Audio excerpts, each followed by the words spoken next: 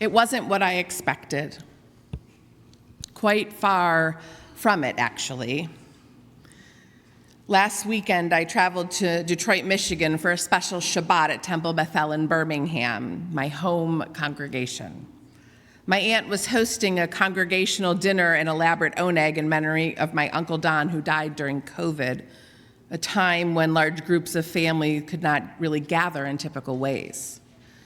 And it was the first time in more than 40 years that my brother, my sister, and I were in the temple together. The dinner was gorgeous. Stunning fall-colored florals with beautiful linen and tableware filled the room, prepared for 450 guests. There were flickering candles that helped create a wonderful ambiance, and the menu, complete with beef Wellington, flounder, and chicken, were a delight. There were loving tributes and memories shared, and the blessings recited as we sat among our congregational family. Following dinner, there was a lively musical Shabbat, something that my uncle loved, and then the Piece de Resistance, a huge sweet table with gorgeous cakes and torts, fresh fruit, warm desserts with ice cream, fancy caramel-dipped apples as big as your head, and specialty coffee drinks to cap off the night. It was really something. It looked as grand as a wedding and felt warm and familiar, with hugs abounding from friends who have known me my entire life. And on Saturday, to swing to the far opposite, I hung out with my family in jeans and a t-shirt, watching college football and even rooting for the Ohio State Buckeyes. Now, this may not seem like an important or relevant point, but if you know about the rivalry between Michigan and Ohio State, you get it. Yes, I rooted as a Michigan alum with full throat and spirit for the Buckeyes, and they rooted quite enthusiastically for the Wolverines. It was a cozy and comfortable day with good conversation, fun food, and most of all, closeness. I arrived home to Houston filled with warmth and a real sense of gratitude for the weekend and for the sweetness of our time together. And it was not what I expected.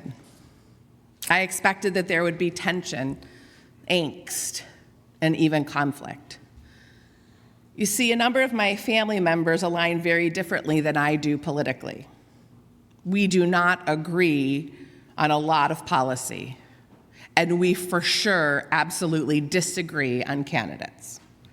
As I prepared for my visit, I worried that our time together would be uncomfortable, awkward, filled with dodging real conversation as we gathered just days before the election. I was happy to be going, but afraid of what would be. Would I have to hold my tongue? Would I have to nuance my conversation to avoid hurt? Would I have to nod and smile to conceal my authentic self and keep the peace? And it was delightfully not what I expected. In fact, it was the opposite. When I hugged my loved ones, I hugged them longer and tighter than usual. And I said, I love you so much. These embraces brought tears and reassurance to all of us. Nothing else had to be said. The message was quite clear. We love one another. We are family. We need one another, and we can think differently and feel differently and vote differently and still love and care and show up, even as the political soup is at a boiling point. And I have to tell you that being there arm in arm and shoulder to shoulder, face to face over great food and prayer and one-upping each other with college football trash talk made it impossible for me to villainize or group or other those whom I shared those experiences with a week ago.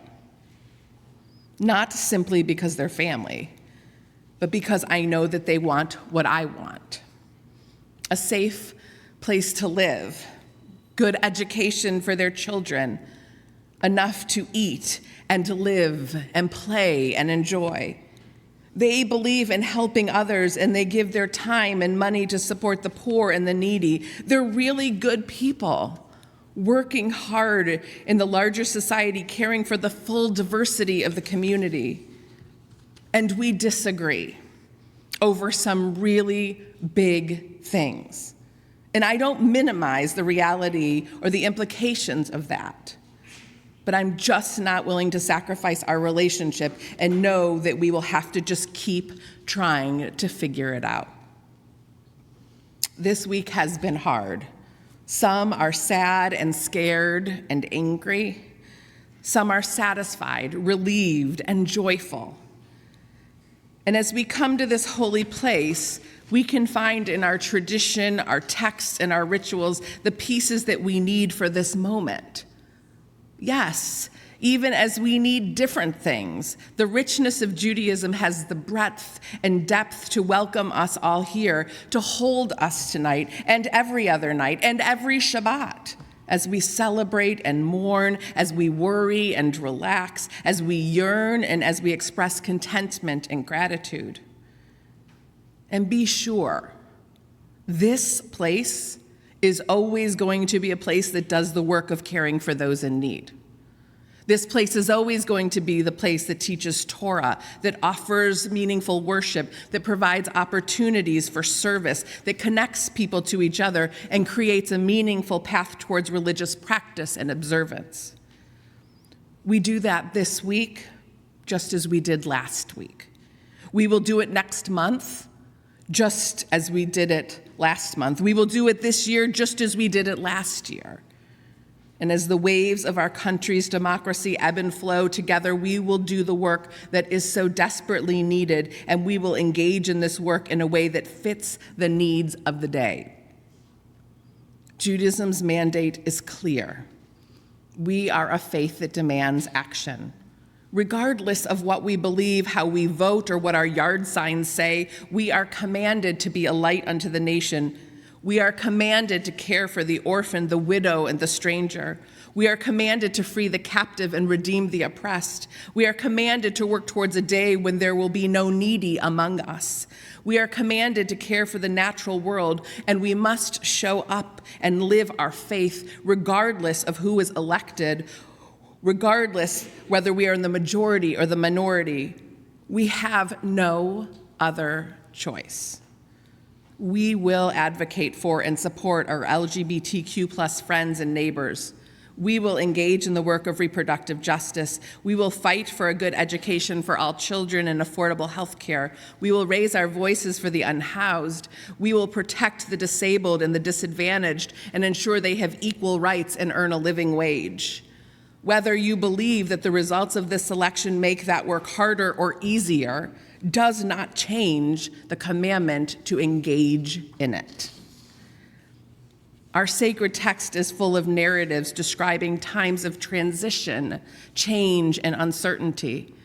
It seems to be a constant for our ancestors to be wanderers. Torah tells us of the ancient Israelites struggling to be in relationship with God and their human leadership, striving for a better life, always working to arrive, yearning for fulfillment of our sacred covenant.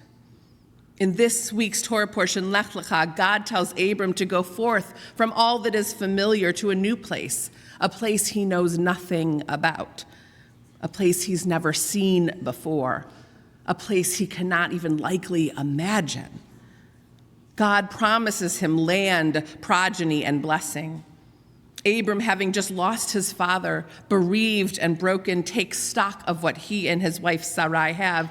They prepare, and in full recognition of all they are leaving behind, they go forth into uncertainty. Abram didn't start from a place of celebration.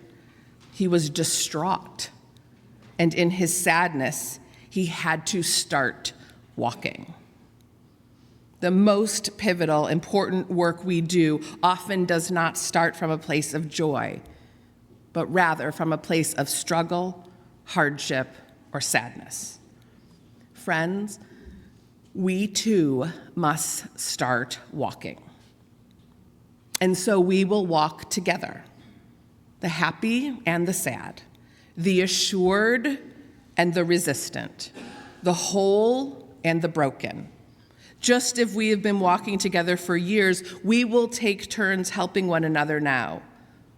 When we feel depleted and empty, we can allow others to fill us up and help a bit more. When we feel strong, We can assist others with a helping hand, a kind word, add a bit more to our load, and slow down to enable others to catch up. We will do it together. We have to. It is the only way forward. Shabbat Shalom.